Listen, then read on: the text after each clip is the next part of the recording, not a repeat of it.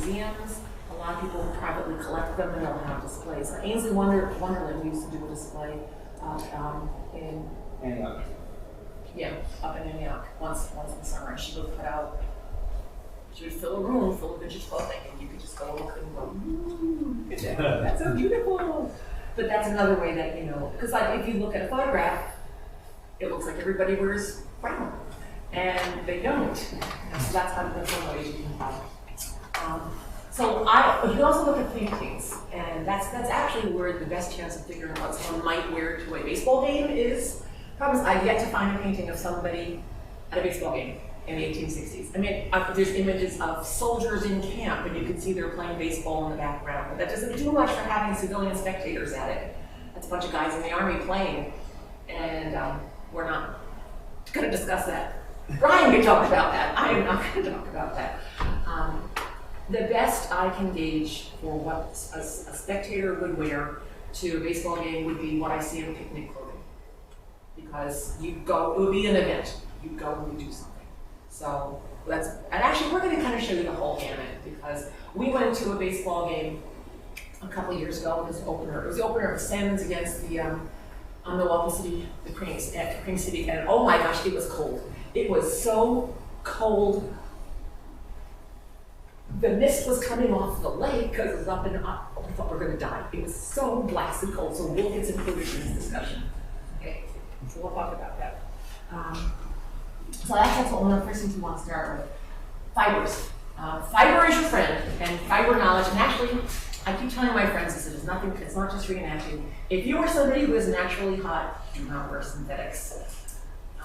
You should always wear natural fibers, especially in this kind of period. You should be wearing silk, wool, linen, or cotton. Silk used to be fairly cheap. Silk and linen were much cheaper to process than cotton was. Cotton, it was once the cotton gin was processed and you didn't have to hand pick the seeds out of the cotton anymore. And then you had the Industrial Revolution and mechanized mills. And now cotton became cheap, which is why cotton becomes king. It's partially what drives the Civil War, the fact that the South says, you know what, we produce a great deal of the United States gross national product. It's cotton. Cotton is a really big fiber. So cotton is actually one of the most, for the kind of things for this type of thing, you most likely use cotton a lot. Linen is also very cool in the summer, but it's primarily limited to men's clothing at this point in time. There's not much women's clothing in linen anymore. There's linen, silk, as I said, there's silk. Wool, I know some people who actually do wear wool in the summer. Fine, lightweight, tropical weight wool. So synthetics, you want to avoid, and that means blends, like cotton and polyester blend. The problem is you go shopping for fabric, and that's what you find. You find blends all over the place because they're easy care. And that means that synthetics trap heat into your body, and it is one of even if you're not near a fire, a lot of reenactors will say, oh, you don't want to wear synthetics if you're near a fire, and then if you catch fire, it fuses your body. Well, at a baseball game, you're not near fire, but it traps heat in on your body, and you really want to have fabrics evaporate. So nylon, acetate, polyesters, people call them the ester sisters. Avoid the esters. There's other modern art. So as you're starting to figure out, like, how do we dress to look like a fairly authentic person of the 1860s, there's a bunch of modernisms that you want to strip off right away. Like, you don't wear, there's no wristwatches. You don't want unusual hair colors. I had a long argument with somebody about that. Well, wouldn't a rebellious team color her hair clothes and move on? Hair dye? Indigo. Hair dye was black. Hair dye turned your hair black. Yeah. And a lot of it was with silver nitrate, and it would make, or lead, and it made your hair fall out. So I don't think a rebellious team would be doing that. That's really not nice. Women, it's when I go to an event, I give up my engagement ring. Sorry. They didn't have diamond solitaires, so I just wear a plain gold ring. There's period rings, but piercings other than a single ear pierce, nail polish. You can always tell when it's time for a reenactment. A lot of them will say, "Oh yes, I took off all my toenail polish." I was like, but someone say, "Well, but your feet are covered." who sees your feet? And it's like, yeah, but then you get into bed when it's really hot and you forgot your socks and your shoes and your feet in cold water and oh look, you have blue toes. You know, and sunglasses and modern glasses. And I talk to a lot of people who say, you know, I have problems with glasses because there are some people who truly need to wear modern glasses because they have certain problems and they can't fit them into a period. You know, medical needs trump. You know, there are people who, you're a degenerate, you know, you wear what you need in terms of medical. We certainly, no makeup, though sunscreen and bug spray do not count as makeup. They're necessary. You use those.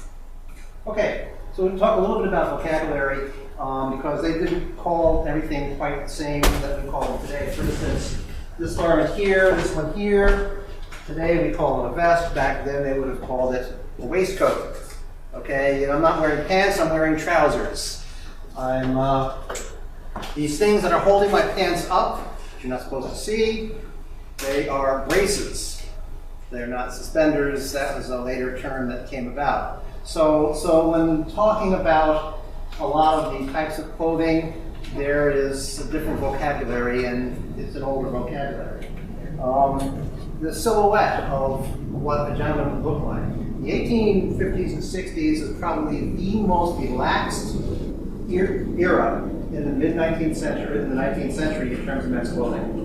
Everything was baggy and loose. When they made Gone with the Wind, Clark Gable, they put a period-correct suit on him, and he looked at himself, I don't like it, and they retailored the clothing so it was much more tailored so that he would look more the way he wanted to in the film. Okay, the 1860s, especially, with a very baggy look. The coats and the jackets that you were wearing tended to be somewhat oversized.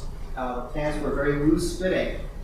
Gentlemen's slacks, the butts usually have some sagginess to them. That's because when you bend down, when you sit down, it's necessary because you feel them when you do that. So the modern cut, you know, bootleg or whatever, didn't really exist back then. Emo skinny legend. The jackets, there were, well, in the types of clothing in a second. Shirt collars are soft. They're not stiff, they're just very loose. If you look at the drawings, you look at the paintings, they're always messy looking. They're never very tailored or very crisp looking.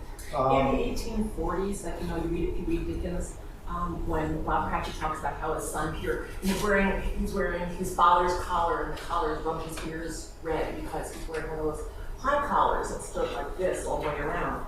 And then you get a little bit later in like the Edwardian area, and you'll have that fold over knife point collar, and those are all stiffer collars. That's not the collar of this time. You don't tend to wear underwear, you wear drawers. And they tend to be full length when you wear them. We'll talk about that. The high waist. The waist on my pants comes up pretty much to my belly button. And that was just very common. So, you know, you see pictures of old men with their pants, it looks like they're pulled up to their shoulders. That's from an older era where the cut of the pant trouser was higher. And so in that time period, you know, if your waist is normally a 36, you're going to probably be wearing a 38 or a 40-inch waist because it's got to go up over your belly, not just where you would wear your pants today. Women, silhouette of women's dress. Unfortunately, I think the most relaxed era for women in the 19th century is like the very early, what we think of as the Regency period. And of course, that's long gone. It's become much more structured. It's not that women were wearing any different undergarments, it's just that the undergarments work to support the silhouette that you have. The basic silhouette for a woman in this time period is it's a small inverted triangle balanced on a large triangle going out the other way. The emphasis is on, every era there's always an emphasis point in the Civil War, it's on the waist. So all your clothes are built to make your waist look smaller. You'll see lots of women's clothing where they'll have a trim, and the trim, you actually see it today too, like, you know, where the trim comes in like this. And of course your body's really out here, but the trim line looks like here, so make sure you look like this.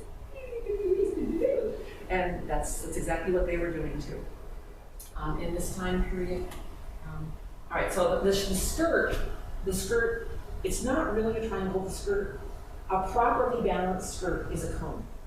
That's a belt. It comes down like this. Can you I didn't know where it moves with. Yep. Right, the little bit of the cage. Yeah, The end of the cage is here. so it stops. Well, anyway, it goes down, it's fairly rounded. I'll show it to you in a little bit. It goes down, and then the skirts drop off, as opposed to a cone. You see women, lots of times a bridal hoop will be like a cone shape. I mean, there's things you can do to fix that. It's not like you have to go buy a brand new one, you can fix it. This is the shape, it's sort of soft and rounded. I don't think it's all there was about women's clothing right now. Oh, the waistline is high again. You know, same thing like with men. The waist is high.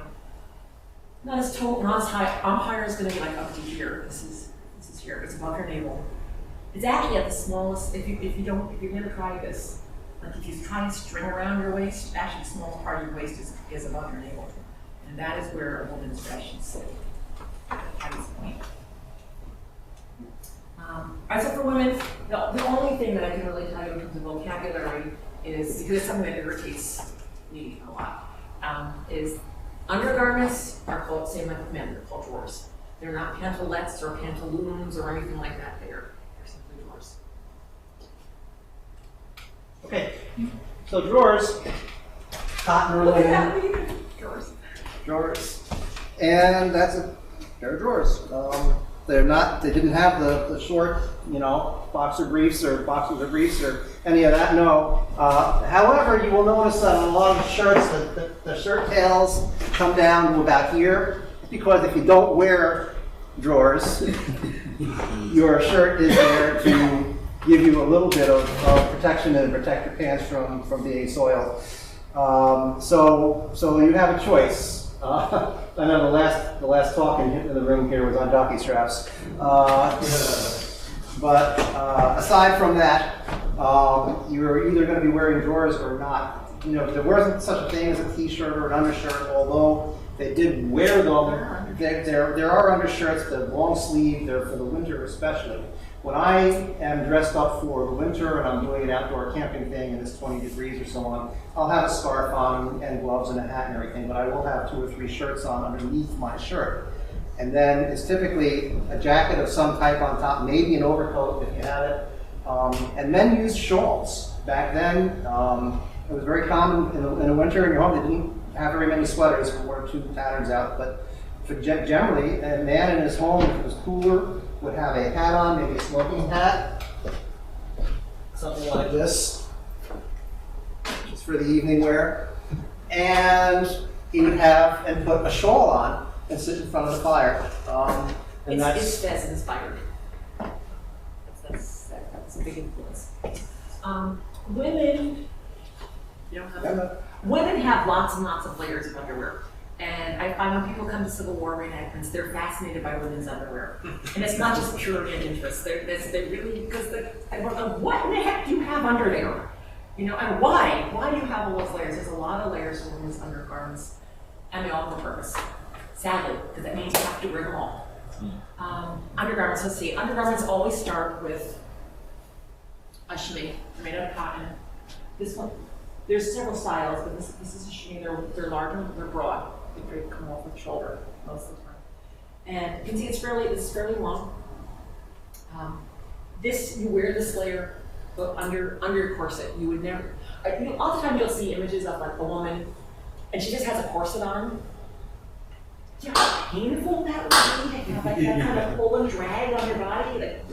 This gives you a layer that's cotton and it whips up sweat and it lets things move. Well, of course it's not going to move much, I will tell you. So there you have a drawer, you have drawers. And then you have drawers, which are split. They're split crotch drawers like this, and this always gets people rather upset. That's the right one. Well, not the right one. Okay, it's hard to tell sometimes on these things. They're split crotch drawers, they button. It's a really bad idea. Sometimes I see women who say, oh, well, let's use a drawstring with that. And then you start moving around and then your drawers fall down around your ankles. Anyway, drawers are, despite the fact that they look like they don't cover you at all, they cover you actually amazingly well. when you button them, these overlap. There's an overlap of about 4 inches in these actually when wearing them. So you actually have a lot more protection on than you normally do. You want, same thing with men. Drawers were an optional thing. So the only problem is as the cage comes in and your skirts get held out, if you don't have something on underneath, the reason that you wear all these undergarments is because no woman wants to believe that people see up her skirts. And people do. All kinds of ways, all kinds of times it happens, and there are stories you just don't know. Trust me. So you've got drawers.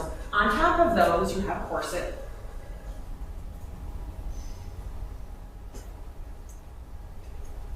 It's not a corset, it's a Hollywood kind of corset. It's a functional corset. It's steel boned, laces up the back, and I find it best to have, mine was cut, this is not mine, this is my daughter's, it's cut, but they're custom made. They're custom made for us. And it comes up to here, roughly, it's not a full bra. And the look that it gives you is, it's a unibosom. It's not like, maiden form is like, lift and separate. No, this is like raisin squash. This is what happens in this. And it does. There are lots of women who show you pictures like your natural bust, your whole bust goes up. It just does. And your dresses fit much better with the breastbone. Then we have petticoats. And I will show you over here. Normal layers of petticoats, you'll have an underlayer petticoat, which is narrower. This is about 90 inches wide, and it's shorter. And then I have a cage crinoline on, and this is steel bound. You can also wear a hoop skirt, which is the steels are run through an actual fabric skirt. I like a cage because a cage is really lightweight and it's very airy. And it's really, this is, people think, why in the world do women wear those things? Those are horrible. It's because in the 1850s, they're still wearing skirts just as wide, but that shape is supported by petticoats. So think of like 7 layers of starch petticoats, and all that weight and all that heat, and it's horrible. So the cage is considered to be revolutionary. I mean, there's air comes up underneath this. It's really nice. It's like it's a lovely thing. These are secrets of anything. On top of that, I have 2 other petticoats. These are longer and fuller. The tucks is a common decorative element. Tucks are good because they look pretty, and second because the tucks actually make petticoats too. And what you want is the skirt. All these layers are meant to hold your skirts out and away from you. The last thing you really want is stuff hanging up in your legs. So the other reason for the corset is I'm carrying a lot of weight on my hips. I've got a lot of fabric on me, and I liken the corset to, like Brian, you've got your backpack, and your backpack has a waist belt on it, and that equalizes the weight, so it's not all pulling on your shoulders. The corset equalizes the weight of all these skirts. It's now distributing actually across my whole torso. It's not just all being held on my hips, which is really helpful. Yes? So the cage and the petticoats are resting on what? On corset. They're all on the corset. My corset comes down here. Attached to the corset? No, they're just resting on buttoned. it because your corset has a Yes. curve. Just like any time you fasten a skirt, or you would fasten, well, it's like when you fasten your pants, but they're sitting on, because this is a quite fitted waistband. So it's sitting here, and then all this weight is pulling down on me. And trust me, it's not one thing. This is We know re-enactors who have back problems, so they prefer wearing their corset because it gives them enough back support that they can. Yeah. So it's So this is a full petticoat instead of normally button. Once again, I tend to put 2 buttons on them, and you can actually do several buttons. So you can actually like move your waistband, make it looser or tighter. Because some people will actually stagger their waistbands up and down, so they're not all on top of each other. And this is highly starched. This is we're at 11:30. Yeah. okay. That's All right. So, in terms of other types of clothing, shirts. A man's shirt would either be cotton or linen. or in one particular case, wool, we'll get to that. But typically for a gentleman, you'll be wearing a white shirt, but they don't have to be pleated. But it's plain pleat front shirt is the typical thing, soft collar. Trousers and braces. Your braces are part of your underwear, all right? So you normally don't want to show them. It's considered impolite. So normally what you do is you wear a waistcoat, and then if I want to take my jacket off, I'm still being polite because I'm not showing off my braces. Now, braces can be made out of linen, they can be made out of silk, they can be made out of cotton, wool, not wool because wool stretches too much, but you want a nice stiff material that's not going to shift too much, and so the braces are there to hold up your pants. There weren't too many pairs of pants with belts. There was a time where you would wear a belt, but mainly belts were worn because they were utility. For a soldier, of course, you can hang all kinds of stuff. But when I take off my coat, and I can wear what's called an overshirt, so when I'm doing workout, when I get up in the morning, and I've got to make a fire, and I've got to do a bunch of dirty stuff, I don't want to get this jacket dirty. So I'll go and I'll get an overshirt and put that on.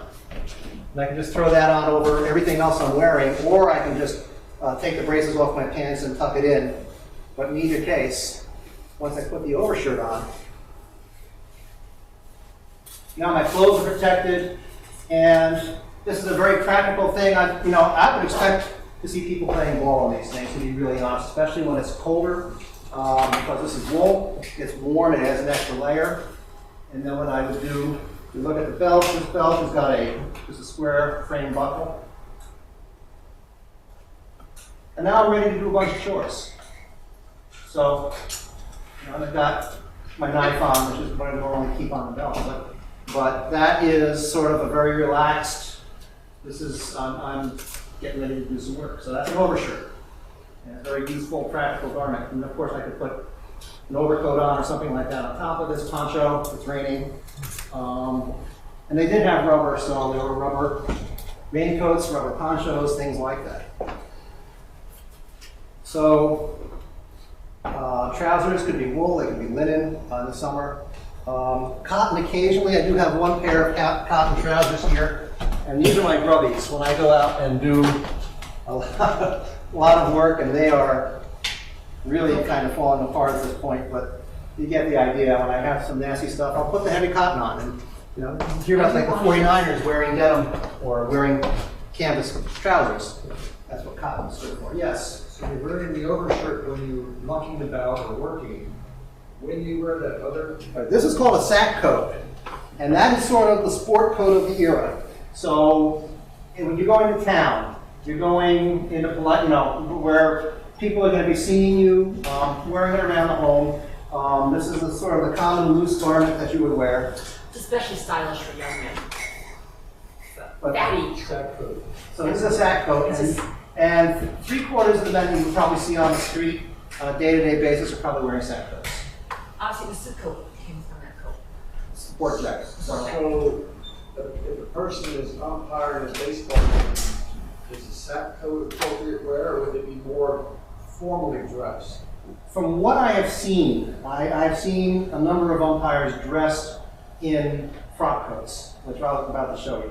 Frock coat is a much more formal thing, and as a minister, when I preach in a frock. The only time I would preach in this or in calico, which is another kind of jacket, is because it's really hot, or I'm traveling, and so I don't want to have to get my really good stuff mucked up. The advantage of that sack is the sack can be made out of linen.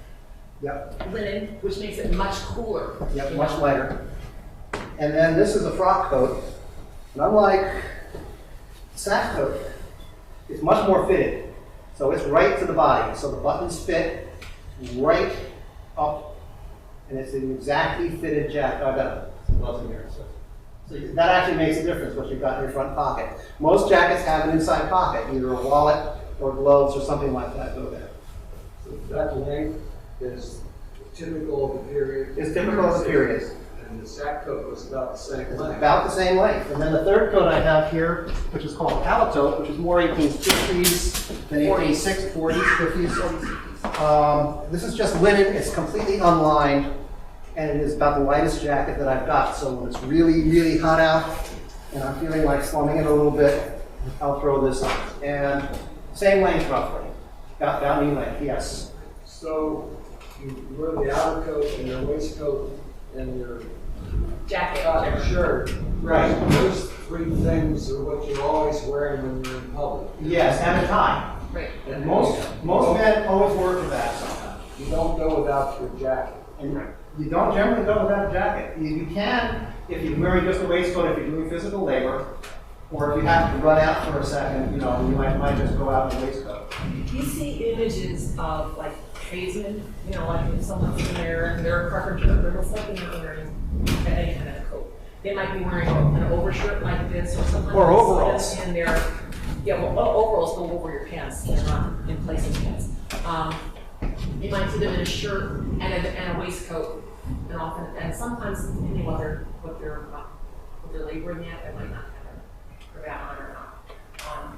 And then you might not see them in a jacket. You know, like if you see a picture of a butcher, odds are he's not wearing a jacket at that point in time. You know, but when he goes out and he walks out of the store, he's put his coat back on. So when I umpire, when it's very, very hot, sometimes I'll just wear my waistcoat and a white shirt.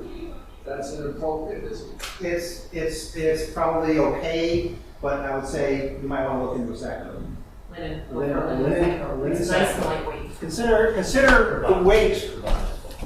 If you don't line it, mine's lined, but if you consider the weight of this in comparison to the jacket that you normally wear, What's the name of that coat? that's a paletot. Say again? Paletot, P-A-L-E-T-O-T. You actually really want to go for like a linen sack coat unlined.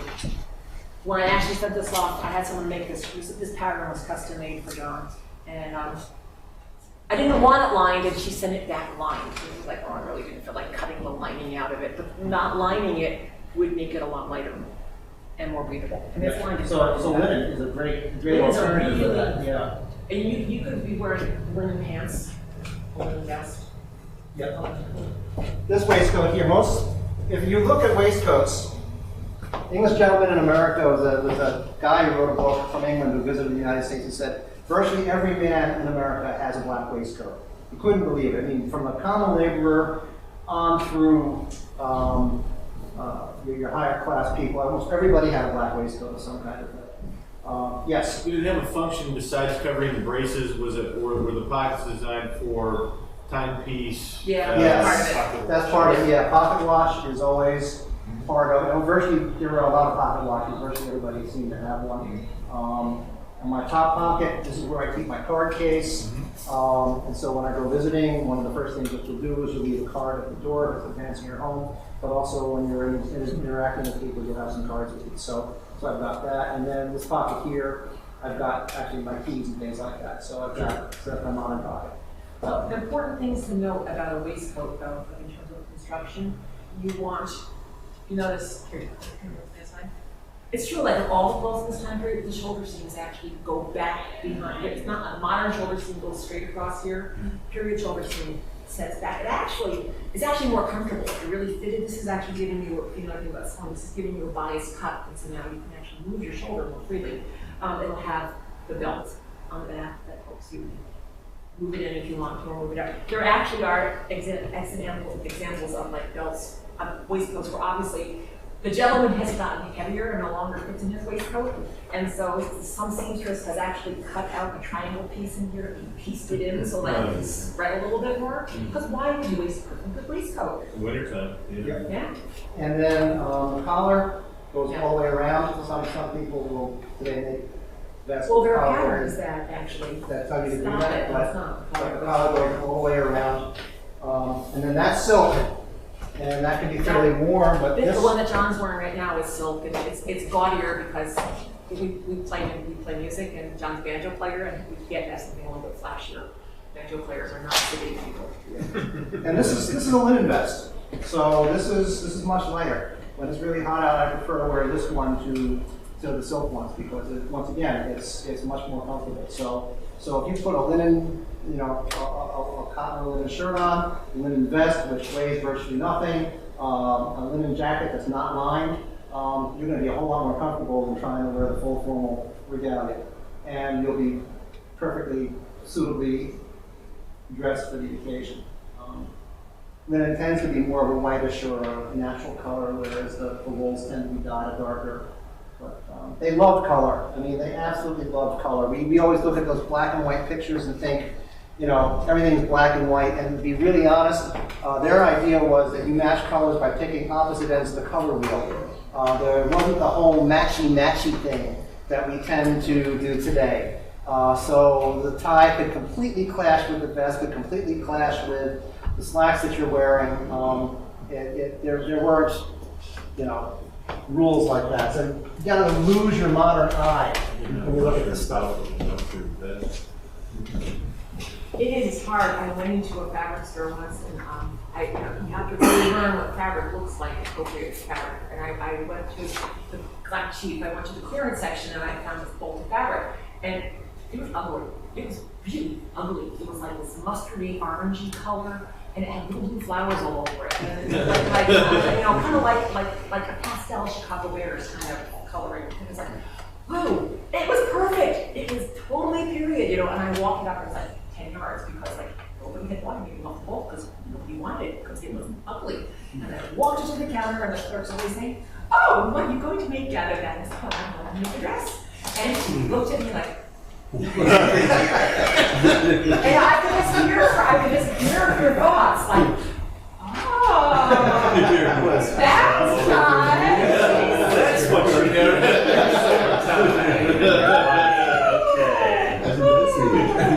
It's like the Civil War dress. It's perfect. You know, I couldn't let her think I should wear it. Okay.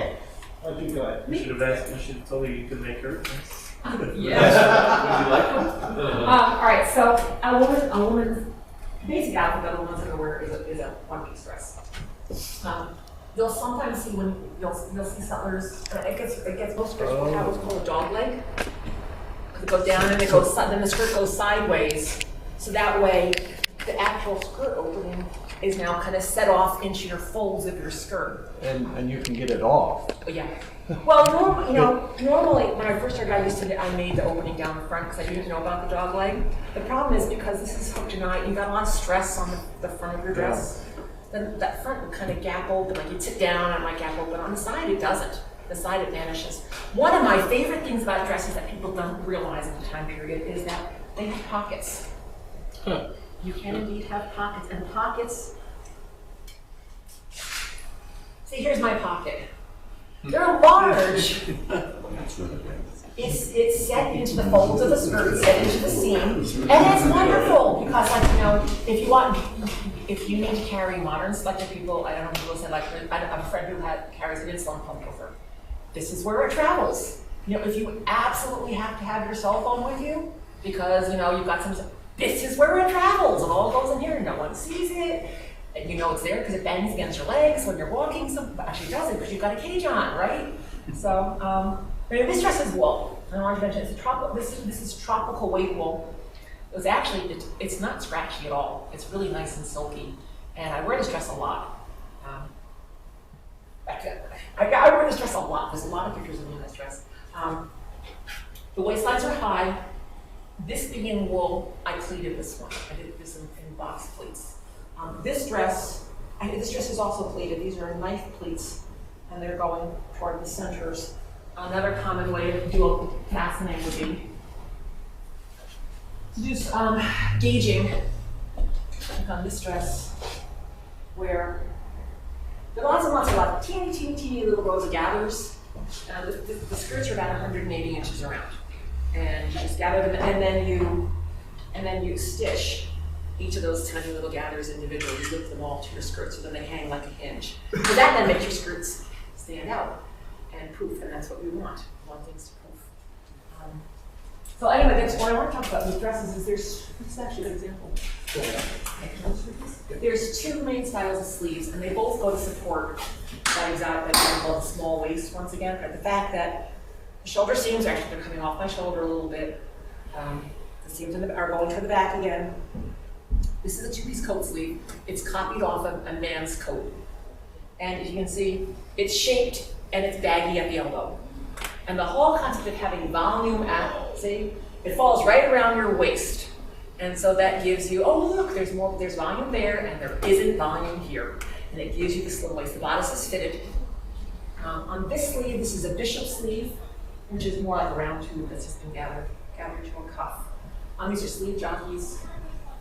Yeah, they like these. They put lots of little ornamental things on the top. Once again, this gives you poof, and then it falls away in the waist. The only thing I should mention about a dress. So you've got cotton dresses, you've got wool dresses, and this dress, odds are, this is what I tend to wear to waist though, when I've gone to them, unless I was freezing. This is sheer. This is a cotton voile. It's a very lightweight. This is a semi-sheer, and it's really compared to it's very light and floaty.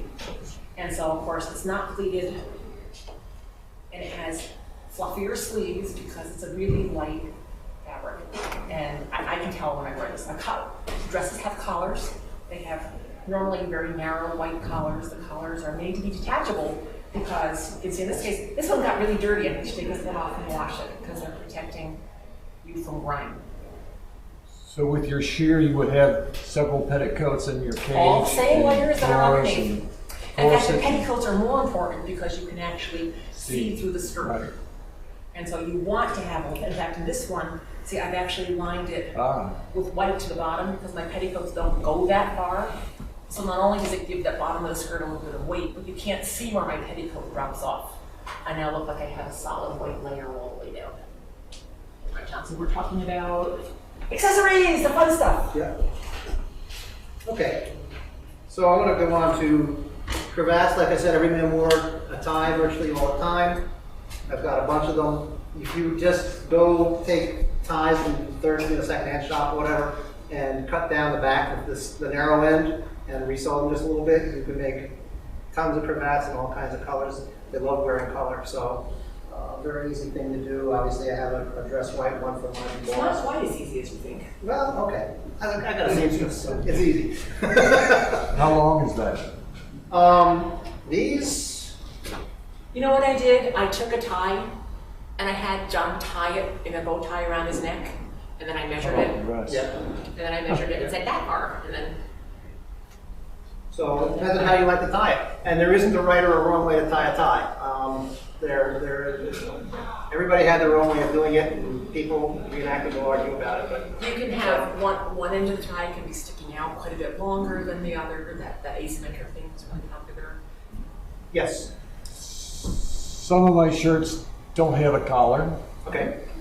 So how do I get my cravat to stay? You would use a wider cravat in that case because you don't have the collar to go over it. And from what I've seen of pictures and stuff, in those cases, you would have you can just tie a handkerchief around your neck too. I mean, if you're just working. I never in modern life almost never carry a handkerchief. Whenever I do period stuff, I always carry a handkerchief. It's just there's so many ways and things that I need to use this thing for. So I almost always have one. They are just a cut of cotton fabric. They are fairly good size, and everything from a pot holder to wiping sweat off of your brow to everything.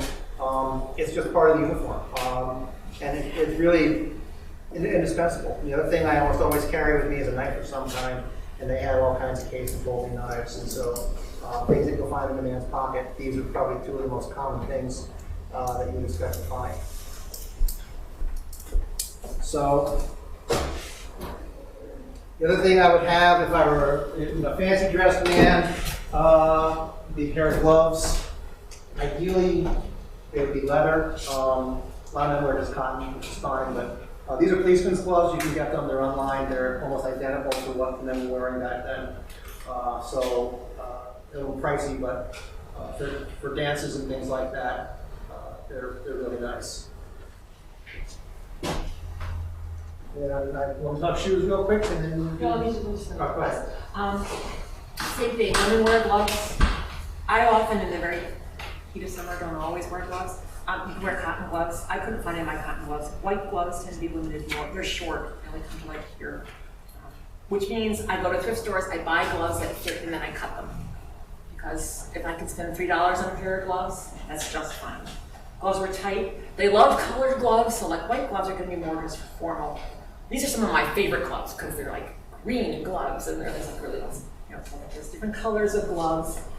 This would be a typical purse. So I knit this out of silk thread. This is a little silk thread tool. It also doesn't hold an awful lot. Because you have a pocket. You've got a great big pocket, right? You can How do you carry your purse? this has strings, so I could actually carry it. I could hold it. I could carry it. I could stick it in my pocket. Because really, they're not expecting me to carry an awful lot. You know, if you went to the store, you could have it built, and they would send things to you. And if you had servants, they would open the door for you. You didn't need keys to your house, you know, and things like that. Some of the ways that I deliberately didn't do much to the dress, because I want to show you. Like, I have a brooch on. Brooch is one of the most typical pieces of jewelry woven with all. Cameos are really popular. The little ponytail girl you see she's plastic and she's modern. The women also had their version of a necktie, and so like I could pin this on instead. So I have different variations because they're fun and you can make all kinds of things. You can add belts out of silk, belts out of velvet, belts out of Petersham ribbon, and that's why that natural waist thing is important, because if your waist is down here, you put this on, the belt rides right up to here, and then you look really strange. So you want to be in the right place. So there's belts. Fans, because like you're outside, right? You're outside of an event. So the two most practical fans are going to be a palmetto fan like this, because when I'm talking about practical, like moving air. So this is a turkey feather fan. And this actually moves a lot. This moves a lot of air. You'd be surprised. However, they're not very elegant looking. So then you can also buy like a lovely pierced fan like this. And this is an antique fan. So this is a cockade fan. And this was very much in style at this point. That's a cockade. And then for shoes, that's funny, Re-enactors really get into the boots, shoes, and hats, it seems to be. So like these are my Chinese red shoes with foxed toes and things, which so I like those. And then of course overshoes. They had overshoes. They're wonderful in damp weather. They had them for men and for women, and they save your shoes because these aren't leather soled, and the water goes. I wear these all the time. Okay. Shoes, men. I'm wearing a pair of dress shoes. These are brogans. These are sort of the hiking shoe of the day, the farmer's shoe. They did start making fitted shoes for the left and the right foot, although back then you could have 50-50 chance of either getting a fitted shoe or not a fitted shoe, where both shoes are cut exactly the same. If you get a set of shoes like that, the standard procedure for making a left and a right shoe for yourself is to put your feet into a bucket of water with the shoes on, and then get them completely soaked, and then walk for the rest of the day in the shoes. They will mold to your feet, and now you have a left and a right shoe. So if you get the kinds of shoes that are not shaped for the left or the right foot, that's what you do in order Don't to do get that in socks that your wife has knit for you. Don't do that. Now they did actually have canvas shoes, believe it or not, although these are more of a camp shoe, they're more of a lounging shoe, and they weren't really an athletic shoe. But there were in shoes there were things like rubber, elastic was used. They're much more modern in terms of shoe wear than we tend to think that they were. So, but leather soles certainly, leather heels attached. The shoes I'm wearing are tagged. Hats, they didn't have sunscreen. Spent a lot of time outside. The hat was indispensable. In the summer, if you wanted shade, if you're working in the garden, if you're working outside, you'd wear something with a really broad brim. So you could wear something like this. Again, if you were poorer, you'd probably wear straw anyway, just because that's what you could afford.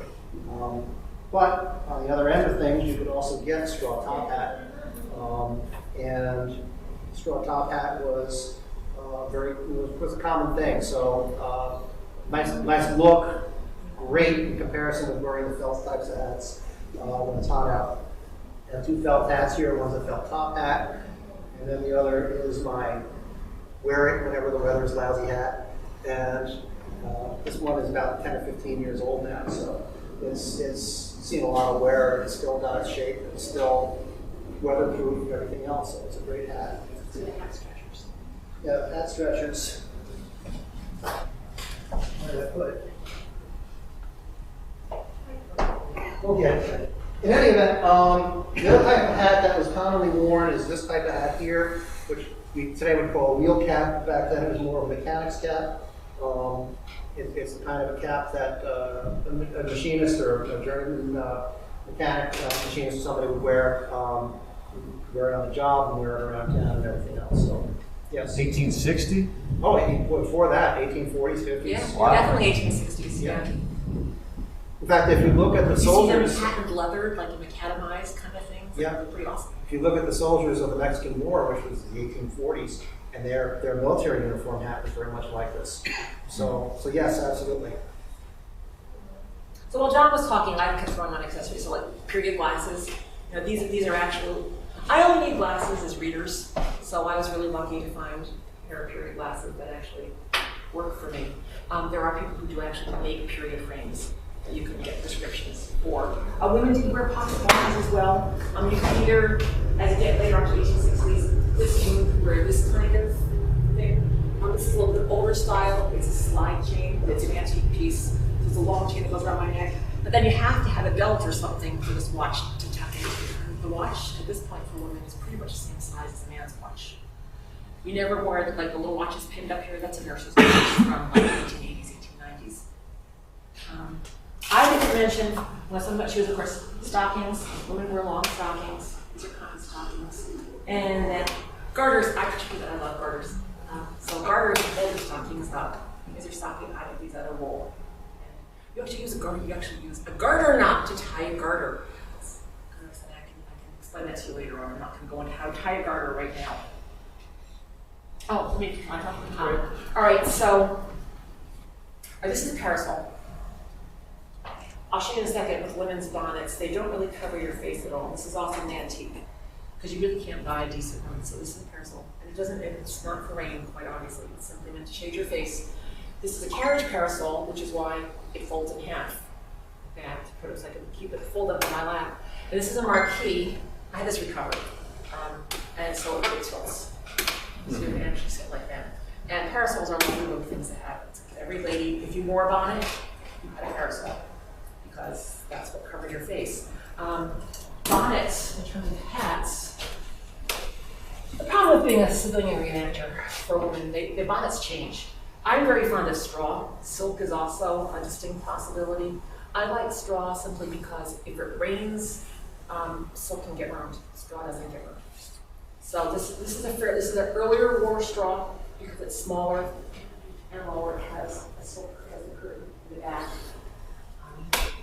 Then we have mid-war, so 1863. We've gone to a very high bonnet, a high spoon like that. As you can see, it's not doing a thing to cover my face. There's not a bit of shade on my bonnet at all. It's simply an accessory to make you look like me. That, then we've got late war. This is the bonnet I actually made for Lincoln's funerals. This is an 1864-65 bonnet. It's pretty normal again. And the styles have changed. You can buy hats. All right, I should show you something. Most practical thing, of course, is a woman's sunbonnet. This is a ported sunbonnet. It's starched quite clearly because it's standing up kind of like the flying nun. I silk starched it. And this is made simply by having a lot of fine cotton cords are sewn into the brim. I like my bonnet, the back leg aprons longer because they cover your shoulders. The reason I particularly, you can get a slats on bonnet that does the exact same thing. It gives you that mailbox effect. The reason I'm fond of cords is that you can fold them back. You cannot fold back a slat. Slats are folded into pasteboard. You can also get a hat No, hats are very sporty. You would never wear a hat to church. This is specifically a picnic and seaside hat. I would absolutely consider wearing this to a baseball game. Let's clear it up. Goes like this. And the lace, sorry, the elastic is, the lace acts like a sunshade. I thought I had packed it, I didn't. On any of those bonnets, you could actually have a black net bonnet veil that comes down over the front. And it actually doesn't stop air. I thought it was going to be really impressive. It doesn't, and it cuts glare amazingly. It functions just like sunglasses. So this is definitely you're not going to go out and work in this kind of thing, right? This is a fancy bonnet. I want to show you though, this bonnet, as opposed to, this is a cheap bonnet I picked up in a thrift store. They're not the same thing, right? And a lot of it is based on the shape of the brim and the crown. They're going to be very, very different bonnets. Hats. It's not the same thing at all. So. Would the black lace be more for funeral or? No, not like this. Color didn't matter? No, black in terms of veiling, because what you're looking at is what colors do this lace come in, white and black, and then you could actually get it in green, because what they're looking for is the optical qualities of lace. You'll get a lot on that. Black is very common. There's a lot of black. Black, just like today, black, there's fashionable black, and there's morning black.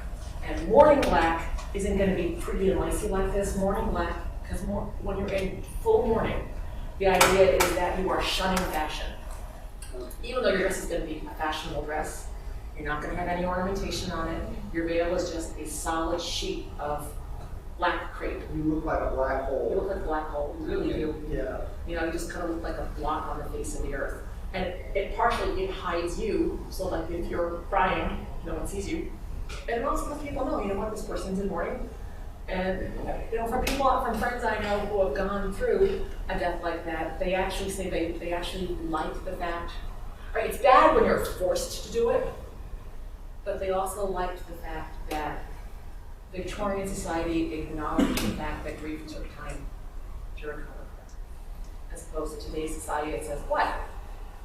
Been dead 2 weeks? Aren't you over it by now? You know, which happens to people, which has happened to people. You know, so there are some advantages and disadvantages. We are about out of time. So, Oh, I want to show my favorite thing. all right, show your favorite thing. All right, just because you get cold. So I brought shawls to show you. Yes. Here, you can hold this. All right, it's triangular. You can make a shawl. This is simply, I bought a piece of wool, coating weight wool. I think it was 100 because I wanted to be double shawl, so I think I got it. And I bought a long piece of shawl wool, just wool, and then you fringe the ends. You don't do it by like cutting slits. You unravel it. It was really kind of time consuming. But it's a really nice heavyweight shawl. It didn't cost me an awful lot of money at all. I bought this shawl. Actually, I bought this shawl at the thrift store, but I know what I'm looking for. This would be a sutler. This would be you could buy this company. This is out of wool.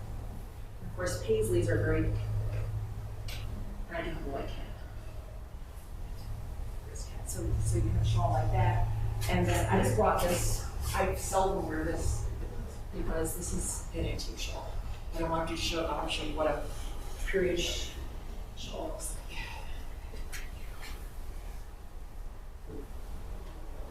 Can you feel the other end? Sorry. That's the side. That's okay.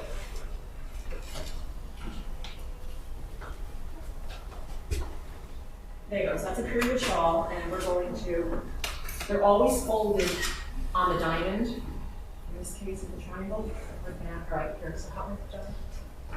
So I think there's a lot about. The gentleman will help set a lady's shawl, settle a shawl for her. So there. So my shawl comes like that, and the advantage of this is it's really long in the back. I've got a few skirts. I can have a long shawl, so it works really well. I don't wear it very often because when you're camping, I don't really want to wear an antique shawl. I'll wear this to an indoor event normally. So Or I worked with Lincoln's Hero, because it was the president. You know, we have to do something like that, and then I posted. But yeah, Paisley, you can see color. Color is big, really big. Orange. Really liked orange a lot. It was a very popular color. I will add one thing. Elaine mentioned eyeglasses. I do cheat a little bit. Most of the eyewear at the time did not have the wrap around the ear kind of collar. There were a few of them. Like if you look at a pair of eyeglasses that Jeff Davis left behind on his desk, there were a pair of bifocals and they did have the wrap around the ear. Ben Franklin invented the bifocals. So I need bifocals for especially this presentation, so I'm wearing these pair of glasses. For especially if you're going to be active, if you're going to be on a ball field or whatever, and you have to wear glasses and you have to see, you can buy antique frames a lot less expensively than you can buy reproduction frames. So you can go to Ladies and Gentlemen's Emporium has yeah. recent prices on reproduction frames. Yeah, it's the one place. Because her husband is an optician, and so he actually makes frames that can be used with bottom prescriptions. That's always the problem when you buy a period frame. Like, can you open that frame up? Because my daughter bought a pair, and she took them to the optician and said, I can't use these. Yeah. They won't work. I think Townsend has like $20. Yes, James Townsend has them as well. Yeah. You're right. I mean, I even checked with my optician. He said they could do it for about $30, $35. Yeah, So, it's all a matter of the frame, you know, like John's very first frame, they actually broke the frame and then they soldered it back together. What the heck, you know? Back together, everything was fine. So. But okay, other questions? If not, thank you very much. Thank you.